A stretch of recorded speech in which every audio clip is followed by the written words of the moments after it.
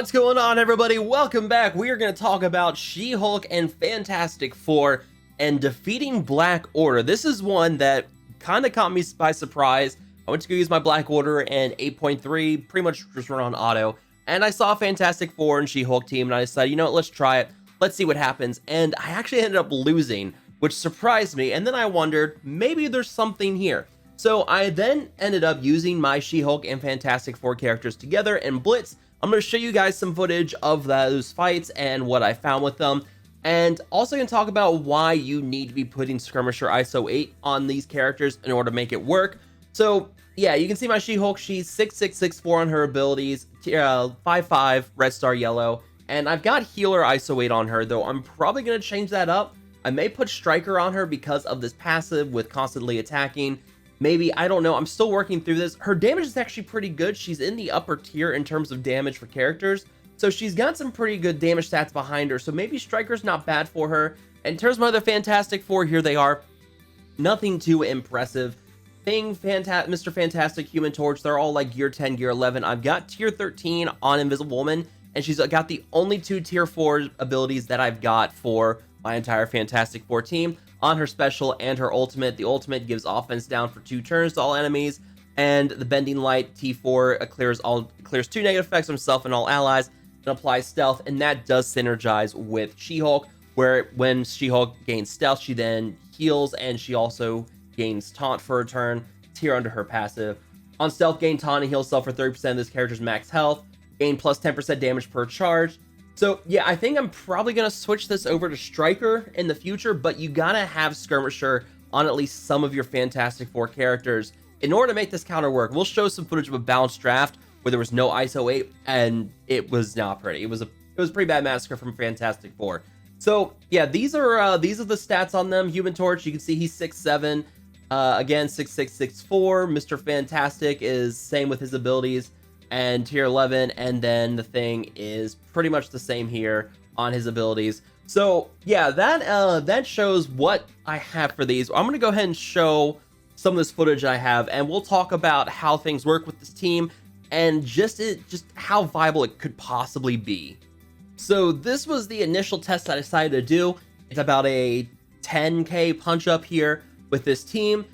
Pretty well positioned. My team positioning is not as good as it should be. I did tweak this for later on as I played through things and kind of move things around. What I should have done is put She-Hulk front and center, and then put Invisible Woman and Thing on both sides of her, and then Human Torch and Mr. Fantastic on the outside. Now, one thing to note real quick, Mr. Fantastic is a hero controller, so if he dies, this whole team gains barrier, and that's one of the things that I'll mention right now, is if you lose Mr. Fantastic, that's going to make things a whole lot harder for your team, plus also you lose the assist now, so you got to make sure he stays alive. So that's why you're going to want to put him out here on the outside so that he doesn't die as quickly, because if you lose him, you're kind of screwed. So let's move forward in this, and you can see right away we got Thanos attacking, giving bleed and effects to my team, but also building up the charge here on She-Hulk. Remember, every time she gains a stack of charge, she gains 10% bonus damage. We're getting the offense up to our team here, though without the T4, it doesn't get here on She-Hulk, which could be a problem. But here in a moment when she goes to use her passive, she's actually going to cleanse those negative effects and apply them to the enemy team. That's big. Remove the defense up from Cole Obsidian. We'll try to get rid of the, there we go. We got rid of Taunt here. And this is where you could actually start making things a little bit easier. And there you could see the passive for She-Hulk did trigger. So you can see, get an idea of how much damage she does here. She removes everything. She removes everything and then tries to put it here on Ebony Mob, but because he has immunity, he resists everything. That's kind of unfortunate. But there we go. We did some decent damage there. I mean, this is like tier 11, so you're not talking a lot of damage. About 10k on this. Could be more, and that's why I think putting Striker on her could be a possibility here.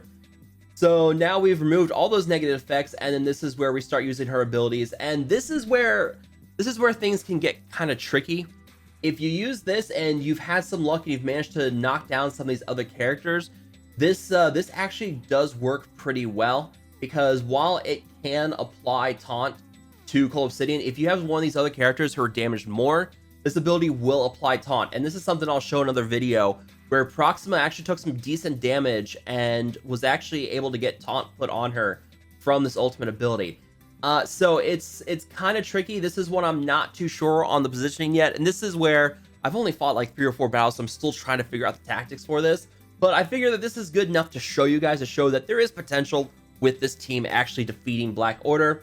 So there, we put Taunt on Cold Obsidian, which is kind of unfortunate, but you can see we've got Vulnerable on him, and we're constantly removing effects because of Skirmisher and the way it works. Though now we're building up a lot more effects on Cold Obsidian, and this is where things get, this is where it gets kind of tricky, because we're removing effects, but just as quickly he's getting Death Proof on himself. He's healing back up from characters. Regeneration's going to go here in a second, and remember, anytime regeneration's on Cold Obsidian, he gains a lot of bonus resistance, so it kind of makes things a little more difficult. So we use the basic there to try and remove some effects, and we'll get Thanos to pop his ult here, but because he had offense down, you can see not a lot of damage to my team, and that's very important too. The offense down is able to stick on Thanos. This is something I found in all my battles. He was always having offense down when he popped his ultimate, and that really mitigated the damage that his ultimate could do, which is very helpful because usually these ultimates just absolutely shred. So now we're going to use the special there with Invisible Woman. We're going to get Taunt on She-Hulk, and now we're going to go ahead and try to reduce some speed bar and take out Cold Obsidian, hopefully get some offense down on the enemy team, and this should do it. Though I do get a little sloppy here and try to go for Thanos, which was a bad idea. I just need to finish off Cold Obsidian, and yeah, that could potentially come back and bite me in the future. Just finish off Cold Obsidian. He's got defense down, he's got vulnerable on him. I mean, it's going to be easy to finish him off. So we try to stun there, doesn't work.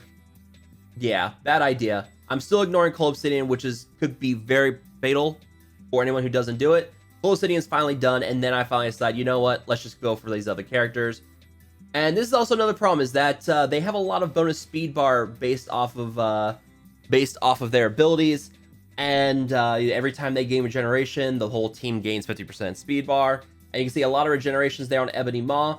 And I'm going to tell you right now, this was a very sloppy win, but I managed to make it work. We use ultimate there, Mr. Fantastic. He's going to flip our offense up here, which is a problem, but then we give it right back to them with a passive on She-Hulk, and then we try to finish off Proxima Midnight. And yeah, so not by any stretch of the imagination was it a clean win. Could have been much easier.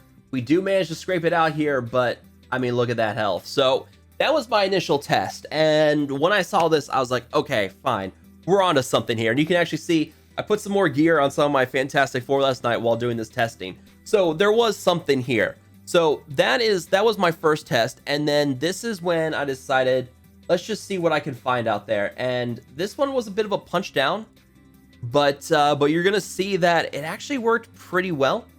So it's about a 30-40k punch down, and we're gonna go into battle here,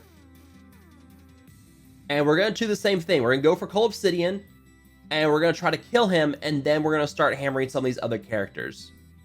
Now, if you get lucky, you can get low health on one of these characters and use the ultimate with She-Hulk to get taunt on them and to wipe them out pretty quickly. If you can get rid of Corvus Glaive very early on in the fight, that's very beneficial to you, but it's also tricky because he stealths and it's hard to target him. So there we go, we got rid of defense up. We're trying to hammer Cold Obsidian a little bit more, and we're going to flip all these negative effects here in a second. Flip them all. Now we have offense down on Corvus, which is very helpful. We do have regeneration now, and now they're building up speed bar, but we're going to go ahead and try to finish off Cold Obsidian here. But yeah, it's tricky, and this is the problem, is that I'm not sure how consistent it's going to be. This was a 40k punch down, and also the positioning's off quite a bit. We have Corvus over next to Cold Obsidian, which is not optimal. You want to have Thanos or Ebony Maw next to him, so it could be a problem, but we're going to finish off Cold Obsidian here in a moment. Speed down and the slow on Human Torch, but he'll flip those because of his passive. Actually, no, he won't because he's stunned, but he can flip those.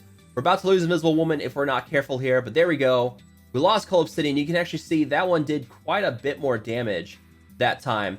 I guess because not having offense up and no defense, no offense down and no defense up on Cold Obsidian. And you can see we hit him for 24,000. Not a bad hit. So yeah, I think Striker's probably gonna be the way to go for She-Hulk. This is still not optimal for me. I still got to figure things out. We'll get the taunt and the heal there on She-Hulk, and we'll just start hammering on Corvus Glaive, try to finish him off. And that was pretty much the optimal result there with that ultimate. We had offense down on Thanos. We had defense up on a lot of these characters. He pops that ultimate, and it does not do a lot of damage. It really was the optimal result or optimal outcome. You can see not a lot of damage to that. Look at that, 4,600, not much. So if you can get defense up with Invisible Woman, and you can get offense down on Thanos with her abilities, that's very optimal. That's really key, and I think that's going to really help mitigate that ultimate too, because that ultimate could have killed Invisible Woman very easily. You saw how low she is on health. So there we go, and then we'll finish off Corvus, maybe. Except I tried to go for the stun on Ebony Maw, which was good. I mean, it's always helpful to get a stun on Ebony. We'll get the kill on Corvus, though I could have played that a little better. What I could have done was actually put that on here on Thanos, because then it reduced the speed bar on Ebony Maw as well, and could have potentially killed Corvus too. So I could have targeted Thanos with that and still try to do it. But yeah, I mean, we still got Corvus killed off. Try to go for Ebony Maw, finish him off. Did quite a bit of damage there. Almost got Ebony Maw done.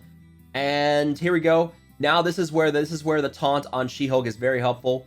Kill off Ebony Maw. We'll get offense down the enemy team. Finish off Proxima if possible. This is where the assist up and the skirmisher's really paying off, because now we're able to get rid of all these positive effects on them, get rid of regeneration and death proof. Very, very helpful. So now we're finishing off Thanos, and we're gonna try to finish off. There we go. Proxima's done, and now I try to go for Thanos. He's got defense down on him. Very helpful. This is why I like She-Hulk for a little bit, because she takes those negative effects on Fantastic Four and applies them to the enemy team, and that's very helpful too. So yeah, I think it's looking like a pretty solid counter. Let me show you why you need to have Skirmisher on them, because you're gonna see pretty quickly this does not work without the Skirmisher class on these Fantastic Four characters. So we're doing a balance draft here, and this is where I was fighting Hamzio. You guys may recognize him from some of my previous testing videos. But yeah, we're doing balanced draft here, and you can see I'm trying to do a little bit more of an optimal lineup. She-Hulk here in the center, I'm surrounded by Invisible Woman and Thing, Mr. Fantastic, Human Torch on the outside. But yeah, the one problem with balanced draft is that there's no ISO 8, everybody's tier 13, no red stars, and everybody has all their T4s.